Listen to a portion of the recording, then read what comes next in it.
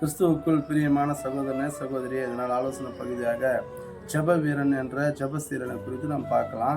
அவர் ஜெப வீரன், அவர் பேர் ஜெபசீலன். அவர் எப்படின்னா, யாருக்கெல்லாம் ஜெபிக்கிறாரோ அந்த ஜெபத்தை ஆண்டவர் கேட்டு அவருக்கு பதில் தருவாராம். சுகம் கொடுப்பாராம், ஜெபிச்சா கடன் போவோமா, அது போல் அநேக அற்புதங்களை இந்த ஜெபசீலன் மூலமா ஆண்டவர் செய்வாராம். அவருடைய தொழில் பார்த்தீங்கன்னா, ஒரு மலை அடிவாரத்தில் ஒரு வீடு, மலைக்கு போயிட்டு விறகு வெட்டி அதன் மூலயமா அவர் கிராமத்தை விற்று அப்படி சாப்பிட்டு ஊழியம் செய்வாராம். அப்படி ஒரு நாள் அவர் என்ன பண்ணுறாரு, அந்த மலைக்கு போய் அவர் விறகு வெட்ட போகும்போது அந்த விறகு வெட்டிட்டு அவர் திரும்பும்போது எதிர்பார்க்காத விதமாக மழை வந்துடும். அந்த மழையில் அவர் மாட்டு வண்டி சிக்கினோடனே அவர் அவர் என்ன பண்ணுறாரு, மாட்டை ஓட்டுறாரு, மாடு போவே இல்லை.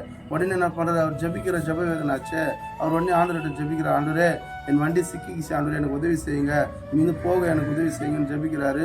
ஒரு சத்தமும் வரல. திரும்ப மாட்டை ஓட்டுறாரு, போகலை. திரும்ப ஜெபிக்கிறாரு, அப்பவும் ஆண்டவர் ஒரு பதிலும் கொடுக்கல.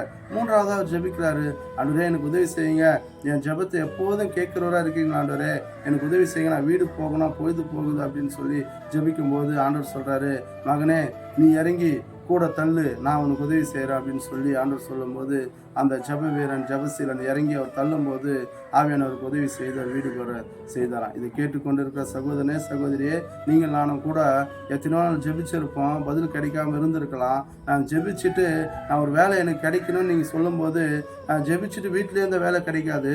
நான் வேலை தேடும்போது ஆண்டவராகிய இயேசு கிறிஸ்து எனக்கு உதவி செய்து அந்த வேலை கிடைக்க வைப்பார். எப்படி ஜெபசீலனுக்கு அவர் இறங்கி அந்த வண்டியை தள்ளும்போது அவர் உதவி செய்து அந்த மாட்டு வண்டி வீட்டுக்கு வந்ததோ, அது போல நாம் எதற்காக ஜெபிக்கிறோமோ அந்த ஜெபம் நம்ம செய்துட்டு நாம் அது சும்மா இல்லாதபடிக்கு அதுக்கு தேவையான முயற்சி நாம் எடுக்கும்போது கட்டாயம் ஆண்டவராகிய இயேசு கிறிஸ்து நமக்கு உதவி செய்கிறதா இருக்கிறாரு. அப்போ இன்றைக்கு ஒரு வேலை நான் ஜெபிச்சு எனக்கு பதில் கிடைக்கலன்னு சொல்லி நீங்கள் வீட்டிலே இருப்பீங்களான்னா, இன்றைக்கு ஒரு தீர்மானம் எடுங்க, நான் ஜெபிப்பேன், ஜெபிச்சுட்டு அது எதுக்காக நான் ஜெபிக்கணும், அந்த ஜெபத்துக்கு ஏற்ற முயற்சி நான் எடுப்பேன், கட்டாயம் ஆண்டவராகிய இயேசு கிறிஸ்து எனக்கு உதவி செய்வார் என்ற நம்பிக்கை எனக்கு இந்த ஆலோசனை மூலிமா வந்திருக்கு.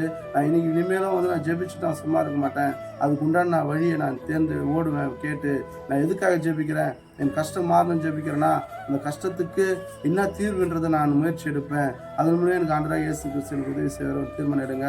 கர்த்தர் உங்களை என்னை ஆசீர்வதிப்பாராக. ஆமென். அல்லேலூயா.